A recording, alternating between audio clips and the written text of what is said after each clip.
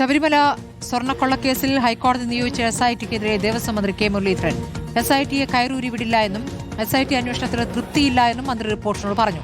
അതേസമയം ശബരിമലയിൽ കൊള്ളയടിച്ചത് പാളികളിൽ പാകിയ സ്വർണം മാത്രമാണെന്ന് ശാസ്ത്രീയ പരിശോധനാ ഫലം വന്നു. കട്ടിളപ്പാളികൾ മുഴുവൻ മാറ്റിയിട്ടില്ല എന്നാണ് കണ്ടെത്തൽ.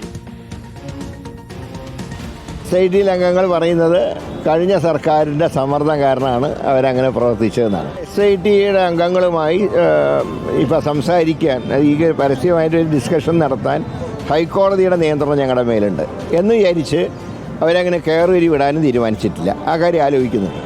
കെ മുരളീധരൻ പ്രതിപക്ഷത്തായിരുന്നപ്പോൾ നടത്തിയ അതേ പ്രസ്താവനയാണ് വകുപ്പ് മന്ത്രിയായപ്പോഴും ആവർത്തിച്ചത്. SITക്കെതിരെ തന്നെയാണ് നിലപാട്. കോടതി നിയോഗിച്ച പ്രത്യേക അന്വേഷണ സംഘത്തിന്റെ അന്വേഷണത്തിൽ തൃപ്തിയില്ലെന്ന് പറയുന്നത് നിലവിലെ ദേവസ്വം മന്ത്രി തന്നെയാണ് എന്നതാണ് ഏറെ പ്രധാനം. അന്വേഷണ സംഘത്തെ പിരിച്ചുവിടുന്നതിൽ സർക്കാരിന് പരിമിതിയുണ്ടെന്നും മുൻ സർക്കാരിന്റെ ഭാഗത്തുനിന്ന് സമ്മർദ്ദമുണ്ടായെന്നാണ് SIT അംഗങ്ങൾ പറയുന്നതെന്നും മന്ത്രി കെ മുരളീധരൻ റിപ്പോർട്ടറിനോട് പറഞ്ഞു.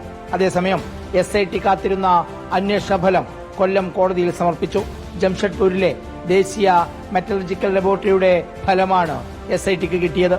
കട്ടിളപ്പാളിയിലെ പൊതിഞ്ഞ സ്വർണം കൊള്ളസംഘം കൊണ്ടുപോയതെന്ന് സ്ഥിരീകരണമായി. ഇനി പ്രത്യേക അന്വേഷണ സംഘം ശബരിമല സ്വർണ്ണക്കൊള്ളക്കേസിൽ ഉടൻ കുറ്റപത്രം സമർപ്പിക്കും. റിപ്പോർട്ടർ, തിരുവനന്തപുരം.